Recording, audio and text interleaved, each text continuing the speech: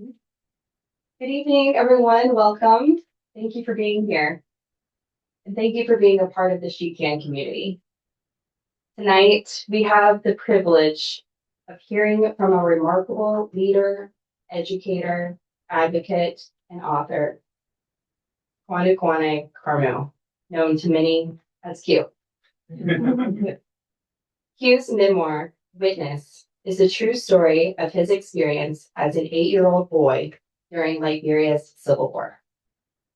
Through a child's eyes, readers experience the sudden collapse of a peaceful childhood, the terror of fleeing from violence, encounters with child soldiers, and the extraordinary courage of a mother determined to protect her children at all costs. What makes Witness so compelling is that it does not tell history from a distance.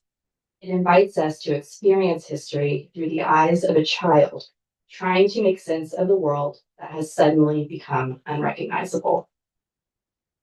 At its heart, Q's mother, Nior, whose strength, courage, and determination carried her family through unimaginable circumstances, and whose example continues to inspire Q's work today. Many of us know Q through his longstanding commitment to education, leadership development, and opportunity creation in Liberia.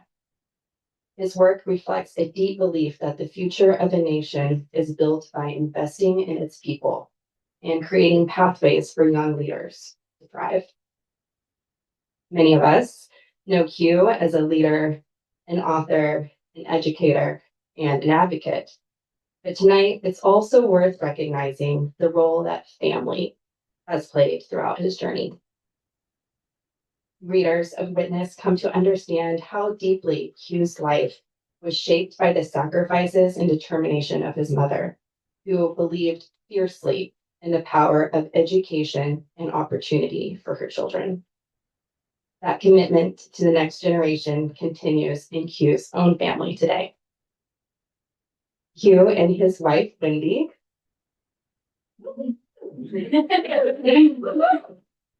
certainly, are celebrating an exciting milestone this year as their daughter, Savannah, graduates from college and begins her own chapter.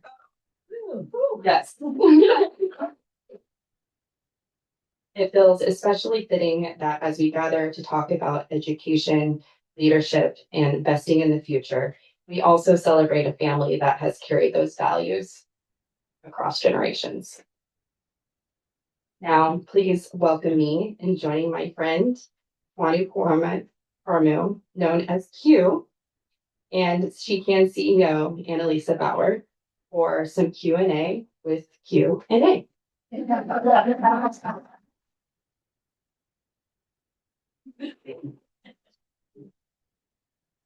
Thank you, Jillian. We're so glad that you are all here. Thank you for joining us.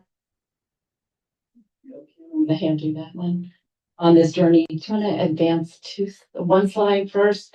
Q has been a part of our She Can community for a long time, and we're grateful to have him. Oh, we're going to be too close together. Far away. Stand away from each other. We want to get closer. Well, maybe I can lean on this corner. Are we going to sit down? We were going to sit down, but we can stand. If we make too much noise. Good. We're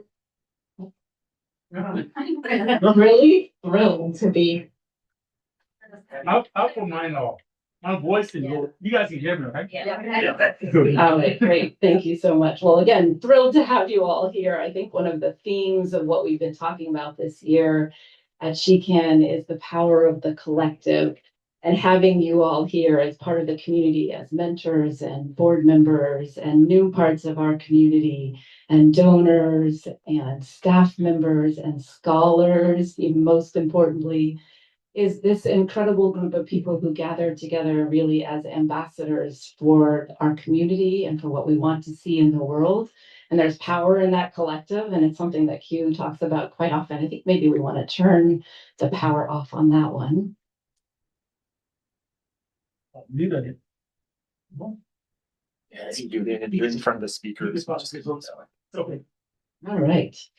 We'll get this technology taken care of. Thank you for your patience. So this evening is really about a conversation about in two parts. One, we want to talk about this incredible book, Witness, that is, I hope you all have had a chance to read. We do have copies here, and Q will stay afterwards for you to have him sign them.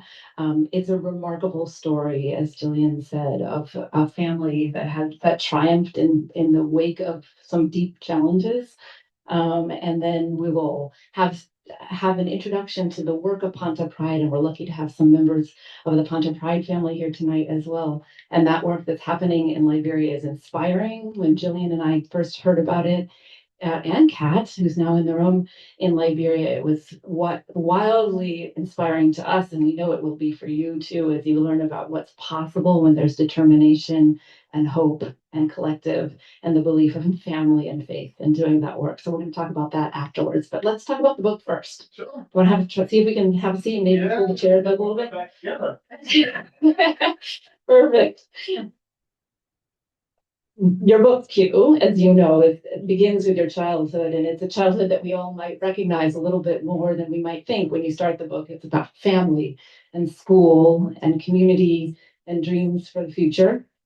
And then Civil War arrives, and you're an 8-year-old boy who experiences and witnesses that disorientation and fear and uncertainty that conflict can bring into the world. But what struck me most about Witness is it's not really a story about war. It's a story about people and what people choose to do after that challenge. And that's where I think you and your story and she can share some interest in what's possible, and what we can do to create that possibility. We see, as Jillian mentioned, extraordinary determination of your mother, Nayor. I had the pleasure of meeting her in Liberia and admire her so very much. And there are others who refuse to let the violence determine the future of Liberia. And I think one of the reasons your story resonates so much with She-Cans is that the She-Can community is that it's the reflection that talent exists everywhere. And all that's necessary really is the opportunity that flourishes when communities like the one in this room support that opportunity and that will to make a positive impact in the community. And that's what you do every day. Grateful to be here with you. So I want to just start at the beginning. Sure. I'd love to have you tell us a little bit about the experiences you lived as a child and what made you choose to write this story when you did, and what moment you first realized that this is the story you wanted to tell in the world. Thank you so much. I'm so excited to be here today. Thank you again. Can you hear me okay back there? Yeah.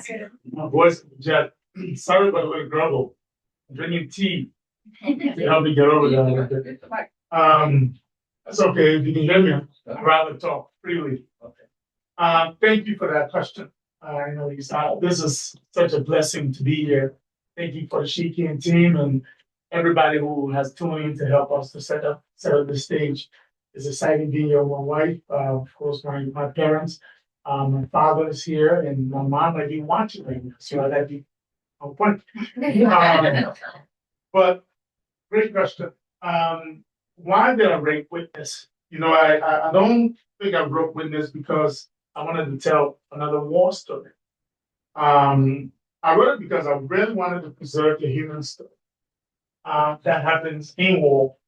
Most time the human story is lost, especially being a child, watching the Tri-City around me at that age. When I started to write Witness, I went back as a child. I really wanted to live the child experience that I had escaping the Civil War. And I wanted readers to really understand the human experience, the human casualty that take place as a result of war.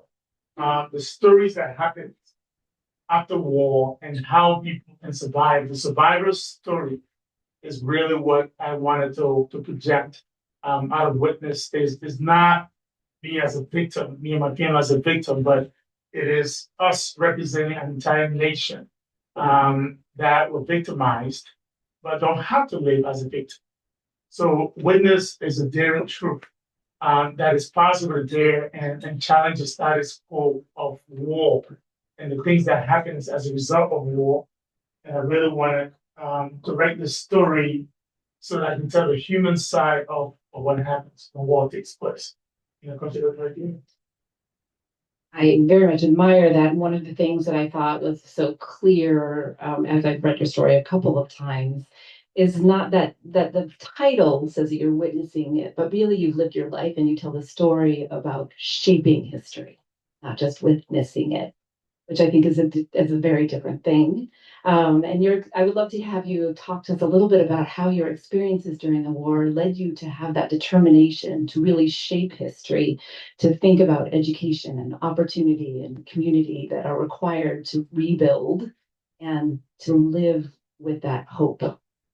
Again, let me confess a little bit. This is my first interview in like 2 years. So I'm gonna try to take my time to hear and articulate back to answer your question properly.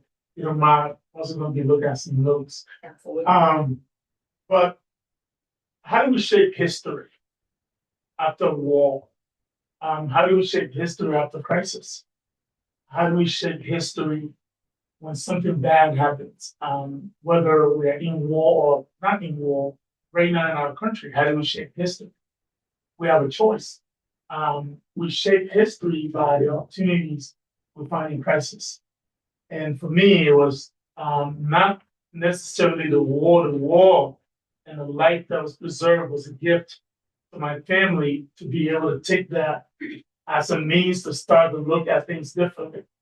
Because yes, the atrocities took place, but then what? Do we live as victims? Do we run away from the environment from where it took place? Or do we start to look at every single situation in the environment where those infrastructure that was there got completely damaged? Who's going to build it? The survivors have a role to play. So for us and for my family, it was about understanding our why purpose. Here's why we live. Here's why we were given a chance to survive, and that we have to look at. My life was shaped after the war, looking at my why. Why did I survive when so many other people died around me? Why did my family? Why were they selected to live when we were close to dying so many times? And when we understood that, it made it easy for me to be aggressive with let's build that road, let's build that hospital, let's just be excited about what we can now build so that we can turn the tide for the next generation to have an opportunity to believe that they don't ever have to go through this. Thank you. It's incredible, and I hope that that's an inspiration for those, especially the young folks who are in this room. I see Mutika nodding back there. Absolutely. It is inspirational to hear you talk about what's possible, particularly with the hardship that you and your family experienced, and that many in Liberia did as well. And one of the things that we talk about at She Can, She Can stands for Supporting Her Education Changes a Nation. And the idea is that amazing young women who are already leaders have that leadership accelerated. And I'm looking in the back of the room because we have some incredible She Can scholars in the back of the room, that they will take the opportunity to have an education, some incredible mentorship. And we have some of our amazing mentors in the room and some leadership training, and then take that back to their countries and do work there to support a community as it rises up and makes changes for a positive impact in their country.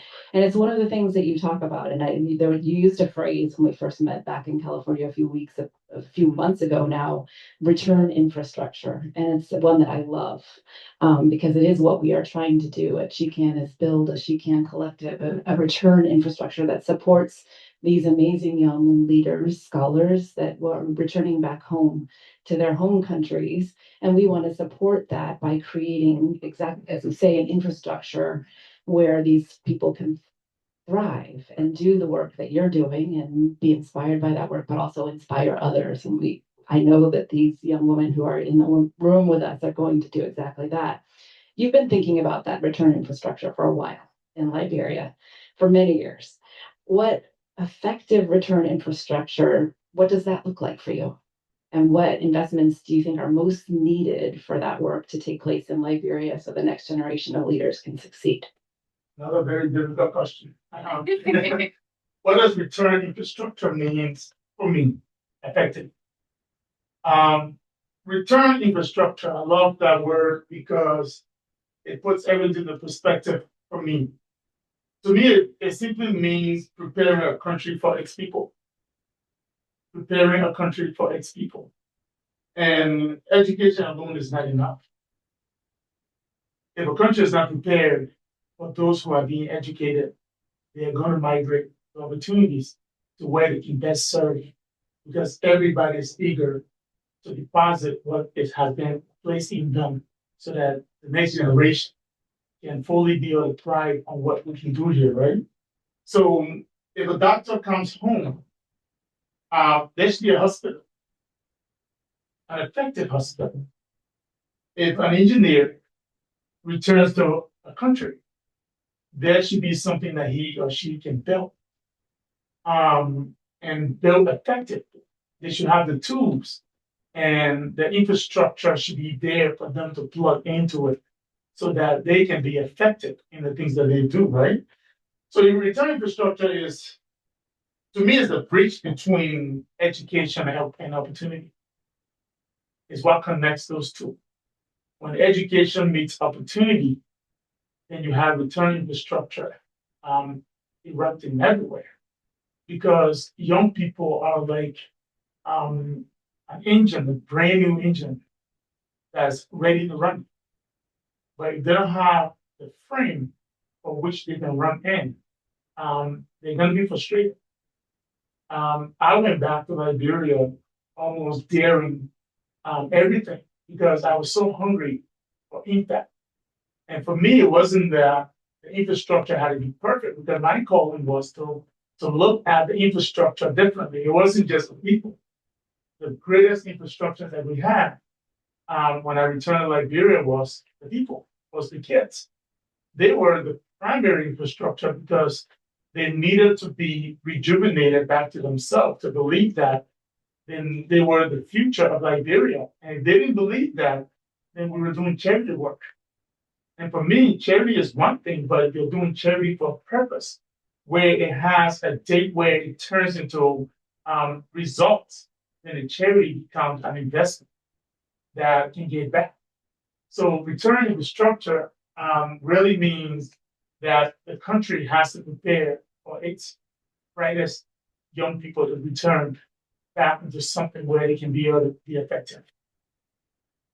I hope you understood it. Yeah, it's incredible, and that's exactly right. And I think one of the things that inspires us really about the scholars that are here in the room and that are out in our communities and back in their home countries is that they're already leading and doing some of that thinking and doing some of the preparing that you're talking about and building infrastructure and return infrastructure as well. They're studying everything from engineering to public health to environmental science, and they're constantly thinking about how to contribute and impact their countries back at home. Lawrence, if you wouldn't mind advancing the slide, one of the last question that I want to ask you before I have you really present is the inspiring young women that we at She Can get to work with. And I'm wondering, when you meet people, young people, and you've met many of our She Can scholars, including one, Myra, who has been a part of your life for a very long time, what gives you confidence about Liberia's future, and what opportunities do you really hope exist for them? First of all, let's give it up for the young people.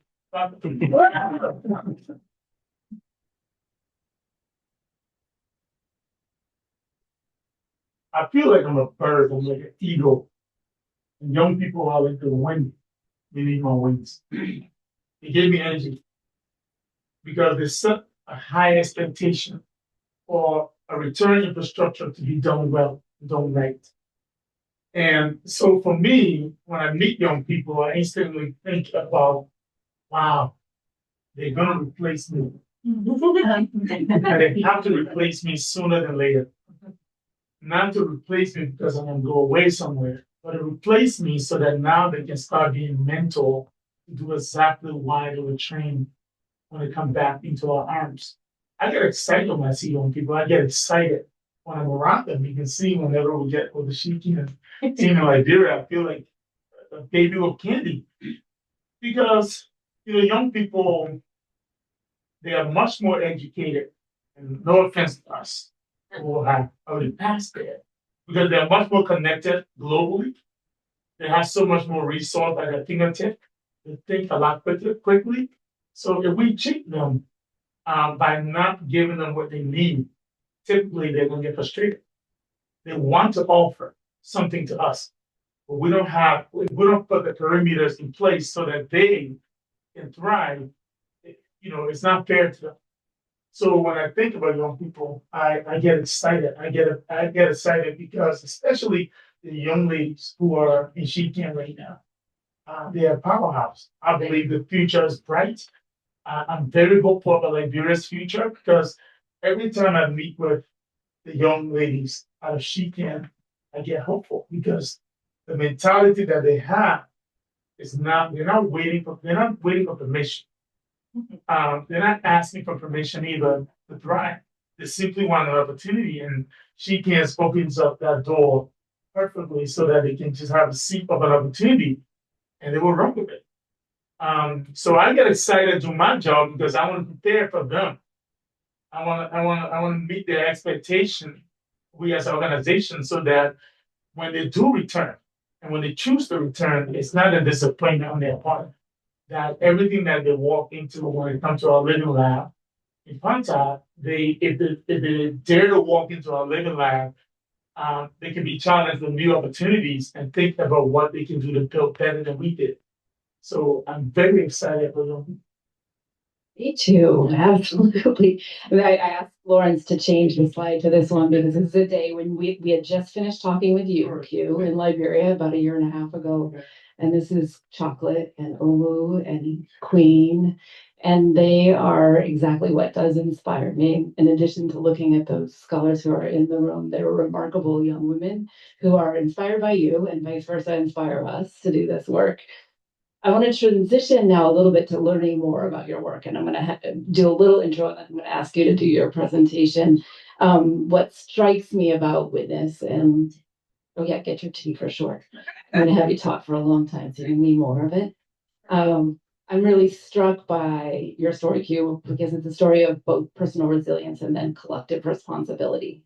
And I think that's the work that we do at She Can too, is personal resilience. And all of our scholars have had some incredible stories, and they are inspiring in their ability to make changes in the world. And then when I look out at this audience, it's people who are board members and mentors and new members of the community and donors and our incredible staff who are here as a collective to really think about what that collective responsibility is. And that's one of the reasons that you and I talked about what it is to have you share the work that you are doing, that you have built and are building as part of that return infrastructure for our scholars. So I'm excited to have you talk about that because it's what excites us about the work that we get to do with Rwanda and Cambodia and Liberia and Guatemala is think about that return infrastructure. And we're hoping to build that. And with the power of this collective, we know that that's possible. So I'm going to turn it all over to you. And I'm excited for all of you to see this incredible work. And we'll talk a little bit more. There'll be time afterwards for questions, both about the book Witness, but then also about the Pontificate work. Right. Well, thank you. Thank you, and please. Thank you again. And please clap for yourself because you built an incredible courage to come here tonight, this evening, leave your busy schedule in order for all of us to commune in one space. There's a proverb that says, it takes a village to raise a child. Can I put this up here? Yeah. I look for my hand be free. I want my freaking mic. I can do it. Yeah. No time for me? Okay. Is it okay if I stand like right here? So I'm not blocking this. You can stand anywhere. I can follow you with the camera. Oh, I'm gonna move fully if you don't mind. I want to reflect here a little bit. Hopefully, we can see each other. I don't like speeches, can you tell? Well, I am so excited to be here today. Honestly, I was looking forward to this almost 3 to 4 months ago when the great team of She Can decided that they wanted to set up the stage for us to have this conversation. And I can tell you this, it takes all of you being here. It gave me courage to come here because it has been probably a little over 2 to 3 years since I took podium to speak to people. I disappeared during COVID. Really, it's been more than 3 years. I disappeared and went to the bush in search of a purpose. A question that had been haunting me for a long time. And for 45 years, I have been motivated by one question. Maybe that question was even designed in my mother's womb before I was born. And that question is why? And everybody say why? Why? Why? Why me? And I'll tell you more a little bit as we go to the slide. I'm going to start by telling you a little story, a long time story that I haven't told for a very long time. Please bear with me. I want to see if I can get to my notes. Before I can start, I want to recognize again my father who is here tonight. He's one of my heroes.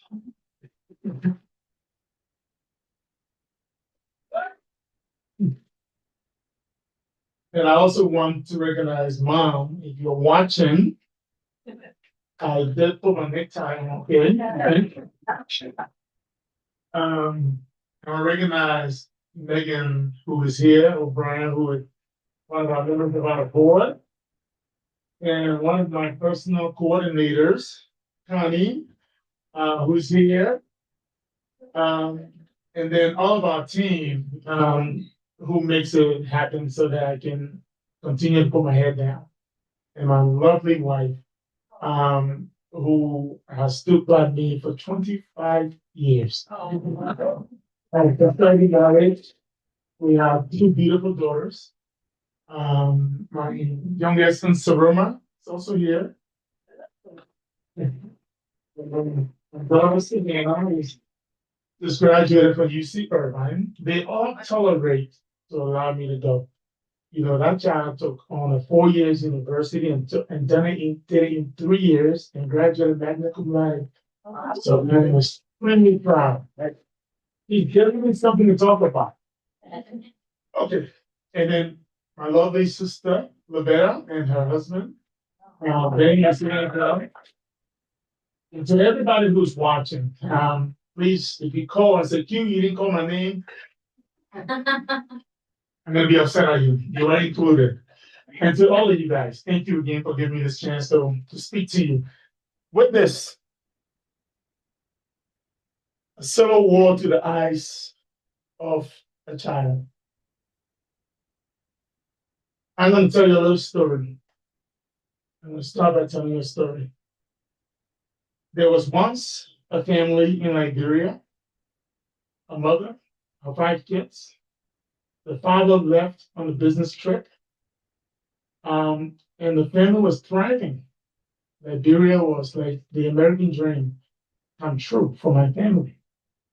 And this child was caught in the middle of an abrupt civil war with the mother and the 5 kids, and the father was away. Nobody saw the war coming. Sometimes I fear when I turn the news on in America, I get flashback. Liberia was a beautiful place. It was a country that if I show you images of the country, you will not believe it's the same country. It was like the Cayman Island in Africa. Liberia was sending shrimp and lobster to Japan, supplying Japan with shrimp. We were an economy that was thriving, but it was petty politics underneath all of that, where people stopped liking each other and they stopped playing golf together. They stopped looking at the common good. This family was not in politics. They had very little to do with this. But yet the war met them right at their doorsteps. They had to run. 200 miles journey on foot to leave the country. His mother had to figure out They had to figure it out. And as they was leaving Liberia, they got caught by rebel soldiers and ordered to be executed. It was on the way to the killing fields when the mother was confronted with a choice that no mother should ever have to make. And she was ripped out of her children's hands because she couldn't tell the rebels where her husband was. And she told them that he was in the United States. That would have been an instant death sentence. So they figured she might have been lying to them. And she was lying to them. It was the first time the mother taught her kids how to lie. And when they took her to the killing field, she was pleading for her life and pleading for her children's life, the rebel leader turns to the mother, and I read it.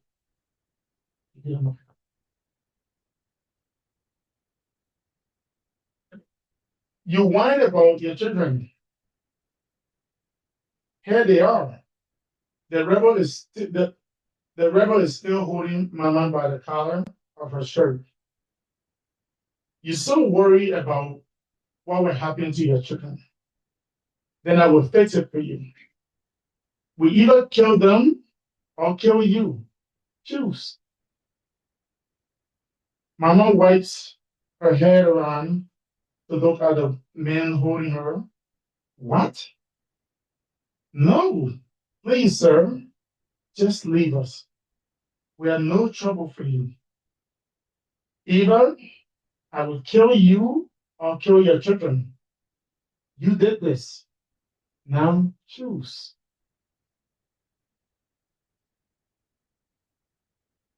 I stand in shock, feeling helpless and weak as I watch them drag Mama away.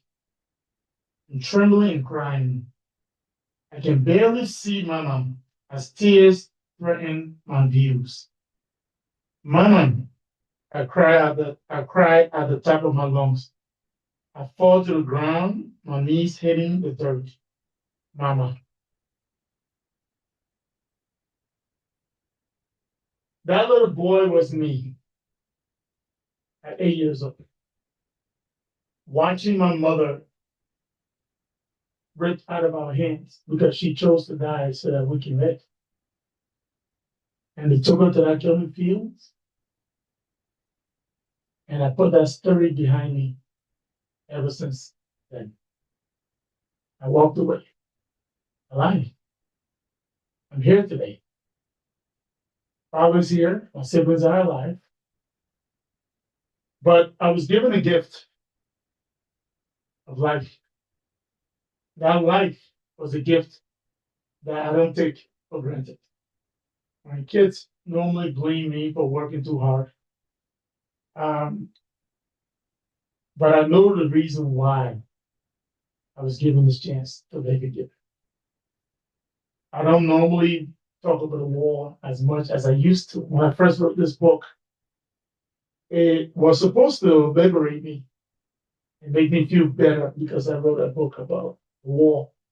Well, little did I know that it really was not about the war. And tonight, I'm not here to talk about a war story. I'm here to talk about survival, the survivors. And then what? What happens when you survive something dramatic, atrocious, besides war, anything that you go through? What do you do after that? Why did you live when you should have died? The question haunted me for a long time. So to be honest with you, I'm not really interested in talking about the war. I want to talk about survival. I want to talk about your reason for being here, my reason for being here. Because if you look around this room, I think we're all alive here, right? Life is precious. We shouldn't take it for granted. So with that being said, let's talk about the gift that my mother gave my siblings, my father, and I when she took and walked in that killing field. without hesitation. She was going to die so that we can live. Why did she give us that gift? So let's look at why. It has been nearly 25 years of walking in that purpose. Tonight we have the chance for the first time to talk about that purpose. I just have not had the opportunity to talk about it in a forum like this. So please, if I'm a little scattered, bear with me. Okay? So, next slide, please. Why? Why me? This is Peter. Peter came into our hands as a survivor. Like me, when I walked away from that war, I was a survivor. Unlike Peter, unlike me, Peter actually lost his parents. But the picture on the left shows Peter in 2009 when he first came into our hands at Presidio. You see, survival is not the destination. It's only the beginning. At this stage, Peter was simply happy because he had survived. He had come into a home based on the premise that my mother made in a killing field.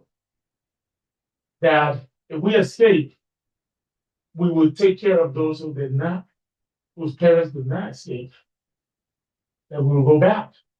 So Peter did not just come into our hands looking to survive, but Peter came looking for an opportunity. So tonight we're going to talk about opportunities. Because when opportunity meets survival, it changes the narrative of the rest of the story. It is the beginning of everything that happens after you have survived, after you have been chosen by she can. You are not no longer a survivor. You just met the opportunity. So when Peter came in, we weren't looking for Peter. Peter met an opportunity.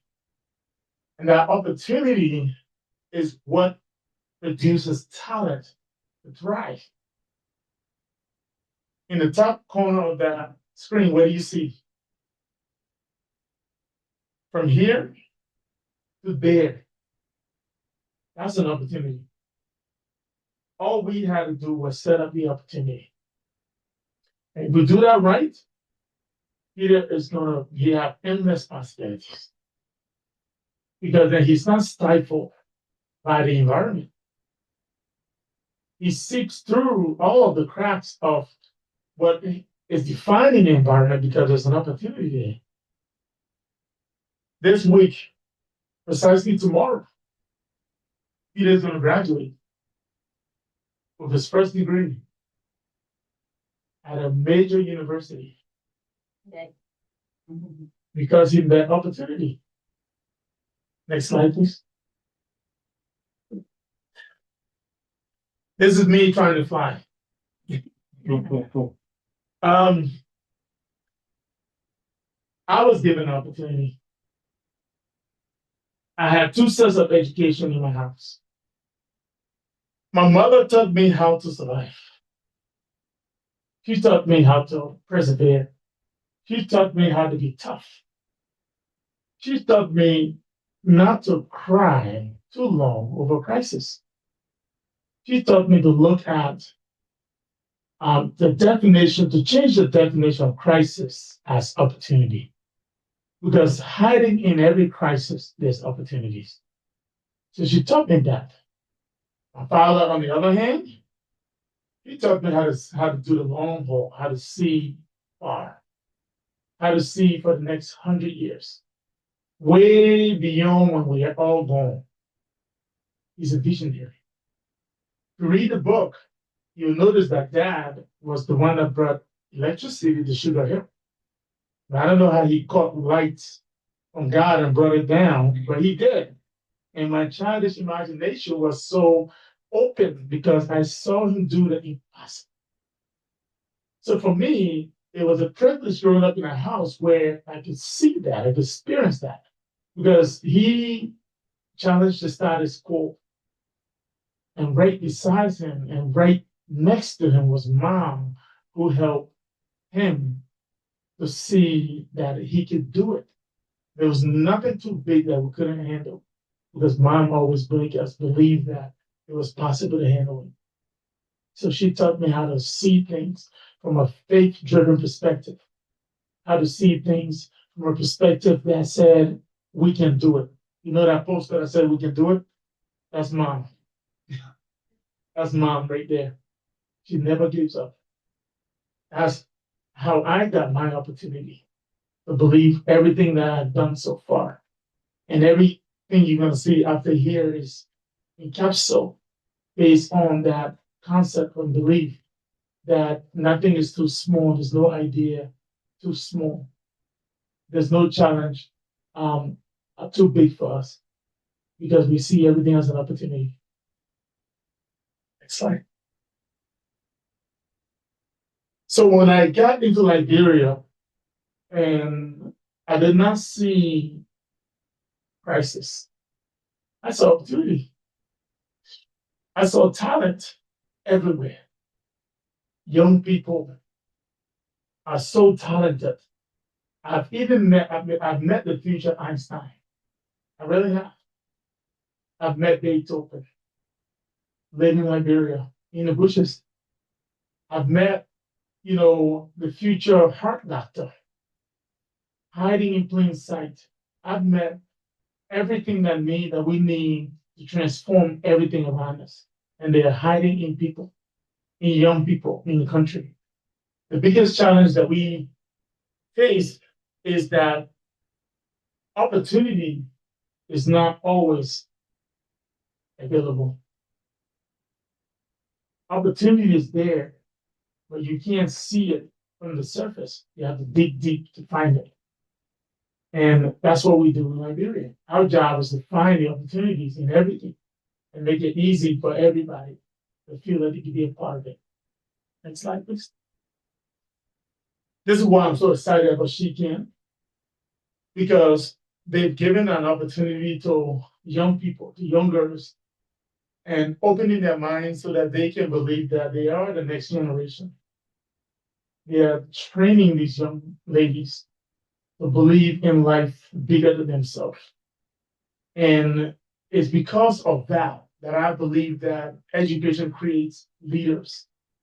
Education is vital for where we're going, because we need children who are excited to learn, to absorb everything in our environment through She Can and a lot of what it has done, and then produce people so that we can move society to the next level, so that when the kids are ready to return, they can activate my wings, and I can activate their spirit so that they can feel like they're part of the ecosystem of development. Next slide, please. What if Liberia's brightest minds chose to return home? I like to ask a lot of questions. What if they choose to come back home? I was one of the first scholars given a chance during my generation to go back after the war. And so my journey back and my purpose back helped me to understand that when they decided to come home, and you're a scholar from Liberia listening right now, when you decide to come home, there's an organization that's fighting and doing everything possible so that you have a landing back that's going to challenge you to grow, to thrive, so that you don't compete with opportunities. That's why we're there. So if you're a Liberian who is maybe somewhere in the world and are listening, we're doing it differently. Don't be afraid of the challenges that you hear about in your country, because within those challenges, you're going to grow tremendously. We're going to grow together. So I'm excited about those who are thinking about coming home, because truly, I'm excited about the future because there's so many amazing young people that I've met who are excited about doing something. But how do we plug them in? Next slide, please. What if opportunities became visible again? This is not a stock image. It looks like a stock image, right? This is an actual road that we're building. We were building. What you see at the end of this road is a footpath. That footpath had been there for nearly 200 years. Over 15 villages. Please go to the next slide. A footpath was leading to an opportunity. When we embark on finding the things that make Liberia better, we understood that it was hiding in places that where a lot of people don't normally go. And so you can see our machine on the bottom left of the screen. That machine dared to build a road on a footpath that was 200 years old, where opportunities were hiding. When we got to this village, and I know that you might not be able to play this video, maybe we'll send it to you guys through email or something. In the video here, there's a young lady walking, and I'm walking behind her because before we can build this road, our team went to this village. And when we got there, what we discovered was completely amazing. We saw some of the most amazing children hiding in the bush. We saw villages that were shut out from society, where citizens had to walk nearly 4 hours to buy a bag of salt. Imagine that. Where citizens were almost 50 miles away from the nearest hospital. All of that seemed like crisis, right? But there's only one thing missing: a road. So all they needed was a road. For me, that was not a hard thing to do. It was like the smallest thing that we could do as an organization, that we dared to challenge to build that road. Because the young lady that I met in that village refused to let me go. She and I had took a 4 hours walk, and she kicked my butt. She's a faster walker than me. She walked for 4 hours, and we got lost in the bush. They had to send a reinforcement team to find us because we got lost in the middle of the bush. And we slept in the village. The very next day, her bags were packed. She came to us and said, "I'm not staying here, I'm going with you." I said, "Why, you can't just do that." And then right behind her, her parents were there. It says, "We talked about this last night. If she stays here, she will not have an opportunity for the future." She told me, she said, "Q, you walked with me yesterday. Don't stop walking with me." And when she said that, we didn't have a choice. I said, "We will never stop walking with you, RB. Let me introduce you to the family. This is RB in the corner here. She is now going to school at Christ Children's Home, Orphanage Home. And she's doing very well." See, we did not go there looking for RB. The road that we took there became the opportunity that formed RB, or else we would have never seen her. And because of her, we have helped over 20 families in this village to get access to deed their land. We've deeded over 7,000 acres for the families that live in this village, so that they can feel like they're part of the human society. Next slide, please. And we do this because RB taught us a very important lesson that our model is based on three major categories: land, connectivity, and people. Liberia has a lot of land, but unfortunately, the people don't understand what to do with it. You can't be an impoverished country with a lot of land available to you and don't know what to do. We believe in connectivity because connectivity provide opportunities to connect those people to the rest of the world, to the rest of the markets. From the land to connecting them to the rest of society. And of course, people make us excited because everything we do is about people. Next slide, please. So we are asking some critical questions. What if land became opportunities? What if we change the way we approach aid and working in the country? What if what has been hiding before us has always been land? What if this farmer who have over 100 acres of land to his family, land become opportunity for him? What happens to that family? They will never ask for a handout again because the value of the land can become something that they can sustain on for the rest of their life and turn it over to their kids. We do it here in America. We do it all over the world. Why don't we do the same thing in Liberia? Next slide, please. So this is an interesting image.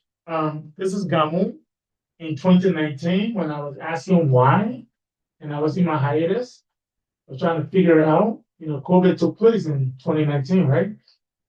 Here we are. The only reason why I discovered all of this is because I was stuck because of COVID in Liberia, and I never left. This is Gamu 2019, but look at Gamu today. What changed? I mean, the land doesn't change, it's always there. I have a mentor that once told me geography repeats itself. History does not repeat itself, but geography repeats itself. The mountain has always been there. The rivers have always been there. So what has changed is we just help to structure the land. We help to formalize the land without messing with the ecosystem. Next slide, please. So this is a major philosophy that we live by. Community without displacement. We do not extract land from communities. We formalize tenure. We raise adjacent asset value. Is anybody a real estate agent here or somebody right? But you understand that word adjacent asset, right? We raise the value of adjacent asset because when we do this on this portion of this land, the community land naturally grows in value. So there's where our investment concept come in, right? Next slide, please. We also believe in people. We believe that people are the hallmark of everything we do. Land cannot produce leaders. Roads do not produce leaders, but people produce leaders. So we spend a lot of time nurturing people for the opportunities that is in front of us. Next slide, please. We believe that there are leaders in everybody that we meet. And our job is to polish our leader and make them to believe that as well. Next slide.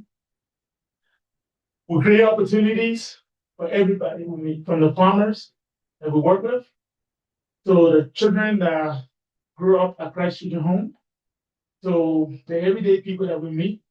Our job is to inspire them to understand that there's an opportunity in everything that we do. Next. We create opportunity through connectivity. Roads are more than just infrastructure, right? This is a road that we built called Unity Road. before we built this road, there was 36 villages on this road that was shut out, completely shut out. 36 villages, over 30,000 people. So we were blessed to inspire them to come together to do a half marathon. And those villagers, and that marathon was actually led by Kanye's son, John and Brian. He could be here tonight, who felt that this was such a cool idea. And we had over 10,000 people walk for development on this road. These people earn less than $1 a day, but we inspired them to raise money locally. They put little pennies together and we raised almost $20,000 in the bush. Of course, we raised the rest of the money outside after that. But it took the dignity of building this road. Next slide, please. And the road became a national symbol to them. It wasn't their government that was building this. They themselves put money into it for the first time in their life. So, you know, our machines are not just pushing dirt on this road. We are creating access to healthcare, economic growth, markets, and increasing land value all over this road. Next. This is one of my favorite slides. When it's all said and done with, it's about the scholars. If they can walk into our ecosystem and see that this is being built for them, then my work means nothing. Because when I'm not there no more, somebody has to carry it. So we spend a lot of time trying to deposit everything in people's minds when they walk into our space. We have over 200 acres of rubber farm where young people come in to study the effect of rubber on the environment. How effectively can we turn that into an economy for Liberia? Anybody have no Firestone? Firestone have over 1 million acres of rubber in Liberia. So all of American tires came from Liberia, the raw material, and in the automobile boom happened because of Liberia. So we use that as a social enterprise, but also as an educational space. So when young people come to us, when Shikin has done everything possible to get them to a stage where there's a commencement. Now, anybody know the meaning of commencement? What is commencement? It's just the beginning. So for us, we're excited because it's not the end. When you graduate, it starts now. So we're excited to see how this can overlap with our organization, to see how we can build together, we can attract investors in our program to be able to continue to invest into the return infrastructure. Next slide, please. As me smiling in our living lab in Liberia. On the far left is a young man named Tyler Popular.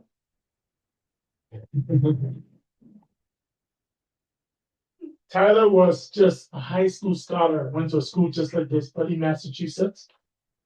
And he read my book and never left. Volunteer, came to Liberia for the witness experience and turned his entire life into a scholar experience, who came to Liberia to help shape up the next stages of what we can do when people come back. He is an extraordinary example to all of our kids and to so many others. Tyler fully lives in Liberia, in the bush, digging for everything possible to find opportunities in everything we do. He runs our living lab in the 36 villages. So the entire 36 villages is like a laboratory to us. We experiment with everything. And so one of Shikin's scholars, we were excited to see her come back, Jill. She visited our living lab and is strongly thinking about how she can become part of our ecosystem to be part of the impact that moves everything forward. So this is what happens when scholars return home. Communities truly grow. I was a scholar when I went back. Land creates equity. Healthcare will expand. businesses will emerge, opportunity will multiply, and more than anything else, a nation begins to believe again.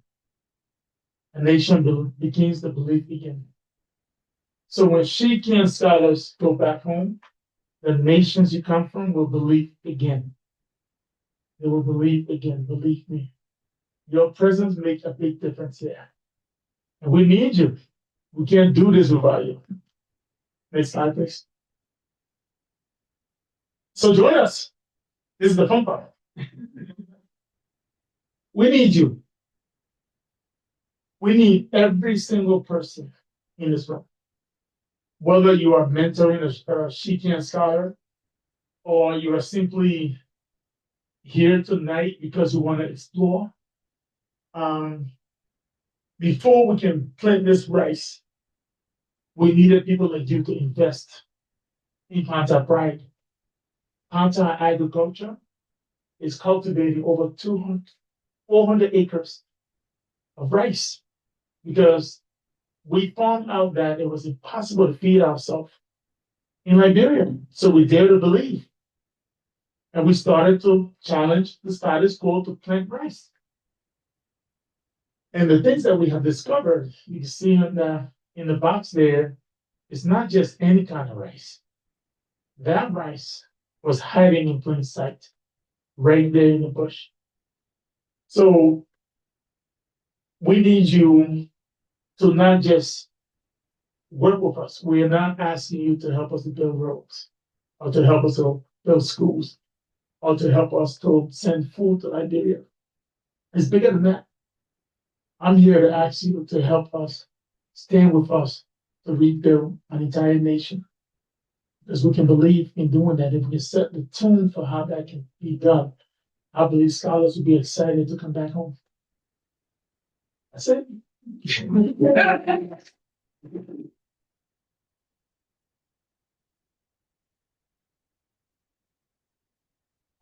I leave anything out? Oh, great. Okay. Can I ask a question? Yes. Is your lab a blueprint for others doing something similar in Liberia, or are you unique? That's a great question. What's your name? Fiona. Clap for Fiona, please. Is our lab a blueprint for something that can be multiplied? Mhm. And then other places exactly. That's our thesis. Adopt 36 villages, completely change the system of how things are. Test everything. Test the people, test the mindset, test the water, test the air, test how people respond to different things, and then draw a conclusion because we're not doing the test on our own, and we are not afraid to fail. We fail quick, and we learn quick. That should be a model way the country and borrow from and say, well, 90% of the rest of Liberia looks just like contact. So if you can work in 36 villages, and guess what? We have a blueprint for the whole country. That's why we need advisors. That's why we need intellects. I mean, when you look at the Go to Get Bridge, I mean, I love this bridge because I put on the screen for our kids all the time in Liberia. I said, look, if they can do that, we can do it here. Right? We can do it here because it's about unlocking the mindset. And so we experiment with that. So yes, it is a lab that we document, we research, we take it all down, and then we use it as something that people can learn from. How do we do it somewhere else? How do you get 10,000 people, villagers who make less than $1 a day to give money, $20,000 to build their own road? That's an experiment, right? So we document it. And we want it to be replicated, not just in Liberia, but in other countries that are impoverished. Yeah. Is it that race? It's really America or as well? Saying that. The black race. So is the black rice being sold in America? I think he knows the answer to that. The reason I ask about it, I know it, but I want you to answer. Sure. The black rice, and you see back there, is getting ready to hit the market.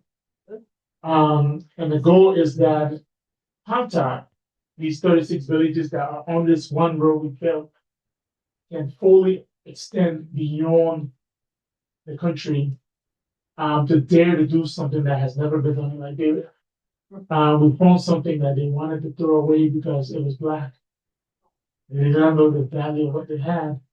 So we tested it in our living lab and were able to find a purple, black, and a red rice.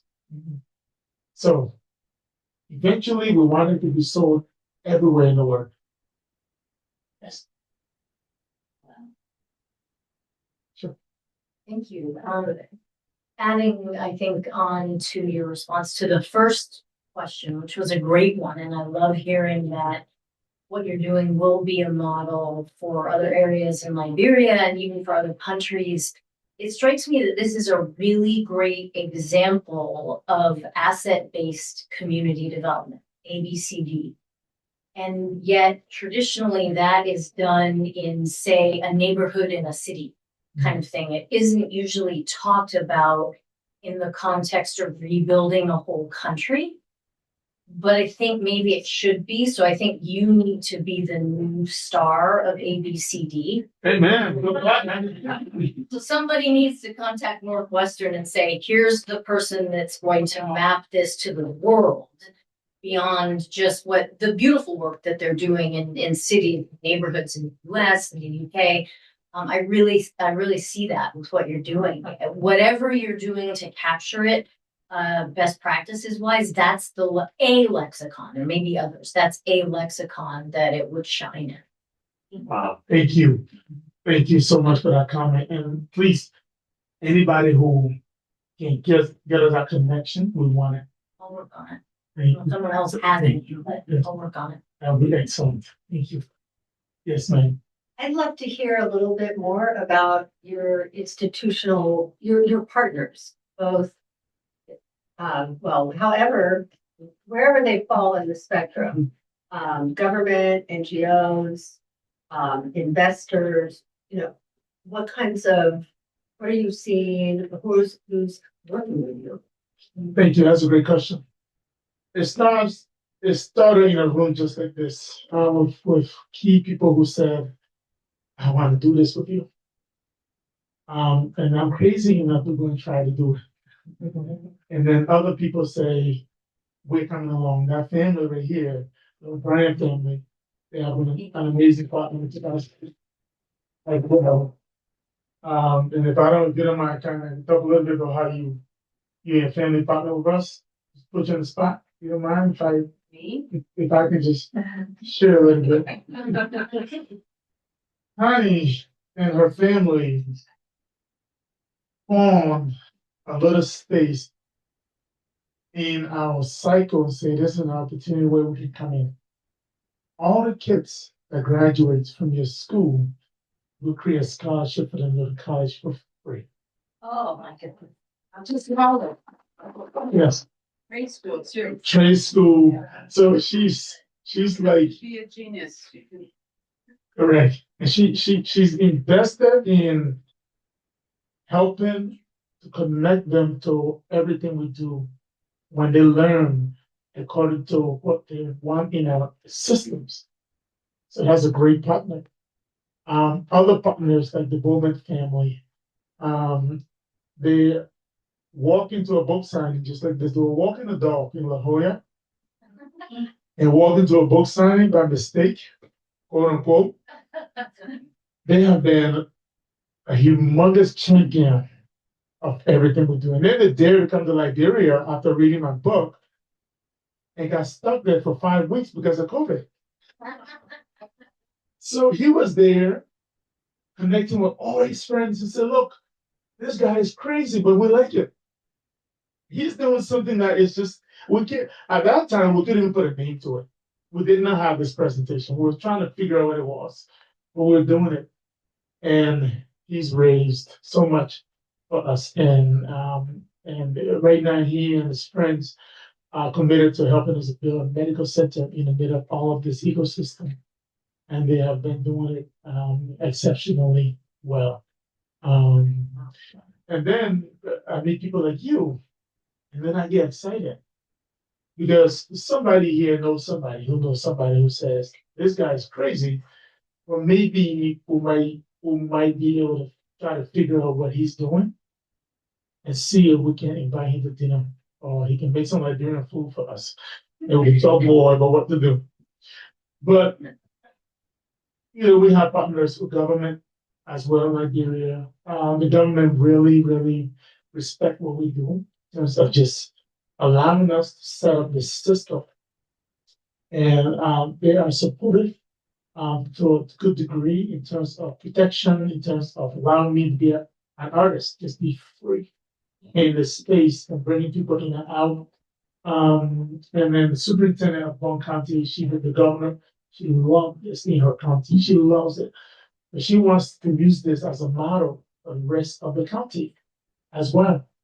We have attracted a partner for school feeding program in Liberia, who is thinking about the rice that we grow, possibly using that as a nutritious school feeding program for over 5,000 kids.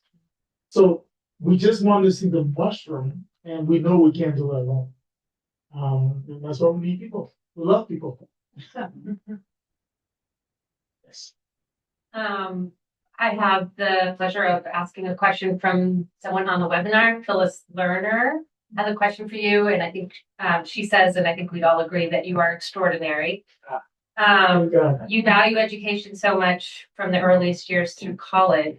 She asks, though, yet Liberia does not have free education for children, and monthly fees limit access for almost all. Do you foresee any change to this policy? Absolutely.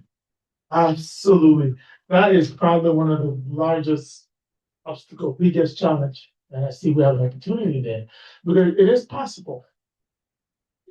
Our business concept, at the end of that business concept is like a cash flow that should turn around, come right back into a system. So we have advisors that says, look, if we invest and this thing turns into like rices everywhere in the market, what are you gonna do with that money? Maybe we choose 5 schools to start this with. So what happened in Panta, if what grew here, if there's things all over the world, people are eating it, it's healthy for you, the money that goes back here, can it serve as a means to take care of this tuition? The answer is yes. So I know we can do it. It's not a conversation that we can have alone, but yes, children should not have to, poor families should not have to pay for that. I believe they should be a part of the system for how their kids grow. I believe that they should, whether they're working on farms, because most of our farmers in these communities are already working in the system. We impact over 500 short-term employees just in Pantai alone through our work, right? So they're already giving back. So when our kids go to that school and a meal is served, it should be an entire cycle of an economy that affects everything in the system. And we don't have to look too far outside. We just need people who can help to design it. We have time for one more question. No pressure. Scholars? I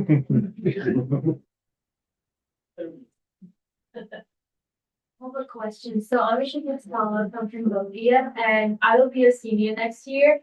And I wonder what your leadership journey is like, like as someone who will be returning back to Cambodia very soon. And I know that there's a lot of challenges that I may face. And for you, when you just started that journey, what was your experience and how would you advise us to be ready for that? Something we don't know yet, something you experience and you wish you have known ahead of time, something like you wanna warn us about. That's a good question. Let me just try to repeat it and make sure I heard you correctly. A young scholar in Cambodia is highly thinking about returning home. Want to know based on my experience, the challenge that I face and obstacles that you can avoid. Correct? Okay. Wow, that's a tough one. you heard me say tonight that challenges are like opportunities to me. So I actually look for challenges. I'm not sure it's gonna help you. But honestly, it's a change of mindset that allowed me to stay in Liberia to deal with the challenges. Because they are there. It's the way I saw the challenges. First, I understood who I was, and I understood what purpose I had to serve in the middle of that challenge. And I also understood that the challenge was temporary. It wasn't there forever. And that the reason why you were given the opportunity is so that when you go back, the challenge will be afraid of you. Yeah. You gotta be fearless. And that fearless mentality is already inside of you. And for me, when I went back to Liberia, man, I was like a wild horse. Because I wanted to see everything. I wanted to understand everything.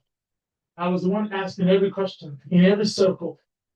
And I was looking at when I see kids who were snotty nosed and I wanted to take them home, bathe them, take them to Walmart, buy them some new clothes, and say, look, you are not defined by the challenge. Challenge does not define you. The challenge is there so that you can be stronger. And because you have a perspective of the challenge, you can attack it in a very succinct way just by changing your mindset. I'm not sure if I'm being too philosophical on you. So I'll be more than happy to continue the conversation because I believe that's a very important question. So that you are not afraid of home. Home needs you. And the challenges there are waiting for you to solve them.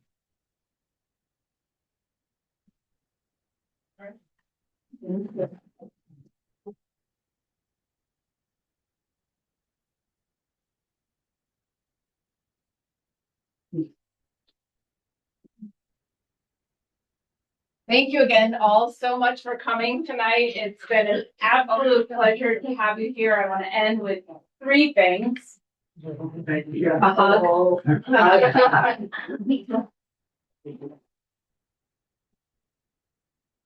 The first is gratitude, and that's really gratitude to Q, to his amazing family, each of you for being here, for the staff that helped put this together. If you're on the She Can staff, you wouldn't mind raising your hand. Thank you. To our mentors, so many of you are here in the room. Mentors, if you're here, raise your hand. The board members, the donors, and then to those who inspire us, and that's I'm looking back at our scholars, to Yaan and Thierry and Latika, who I don't see anymore. That group of young women are those people who really make this work meaningful for all of us. So gratitude to each of you as that collective. The second thing I want to say is the power of the collective. You touched on this too, is that there is a power in the collective, in this room, in the communities that we all are supporting. And it's not by accident, I think, that you all are here. It's because you care about doing something and with that power of the collective. So I invite you to join us, to join Panta Pride, to support the organizations that are doing the work. And so many of you are doing that now, in whether it's here or in Cambodia. It's really an incredible group of people, and I invite you to talk to each other. The power is here in this space. And then finally, opportunity. And it's a word you use a lot, and it's an opportunity that we talk about too. There is so much opportunity. It's an opportunity for all of us in this space to really be ambassadors for this work at a time when ambassadors for humanity is more important than ever. We have this ability to be ambassadors for the work that Q is doing in Liberia, that we're doing in Liberia and Cambodia and Rwanda and Guatemala. We have that capacity now, and I invite you to join us on that work. And then back to gratitude. Thank you all for being here tonight. I hope you will stay and enjoy the view and some food and some wine and get to know really this collective power. And thank you all for being here. We look forward to many more opportunities to be. One more announcement, if you don't mind. I don't. Thank you too as well for being here. It really means a lot to our organization. And just thank you so much, She Can, for setting up the stage. It means so much to us. I created a little thank you card. If you do get a book tonight, I'm gonna slip it in there. If not, I want to give it to you. It'll give you a chance to go home and just absorb a little bit more to see how we stay in touch, if you don't mind. I don't. Great. That's wonderful. And so Rama, you are responsible for the thank you cards. We do have books available back here. Lavera wanted I have to, a quick announcement. We want to say thank you. We're from Liberia. We're here with you just to take pictures with us as a journey. And we want to thank the organization for hosting him. And we just wanted to take some photos of you guys to keep this memory as we all work together. If it's so okay. should we start with a group picture maybe? Yeah, sure.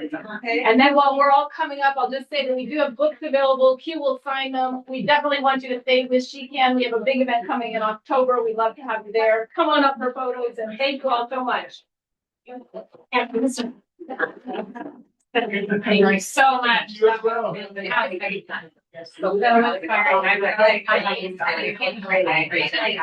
Only got halfway through.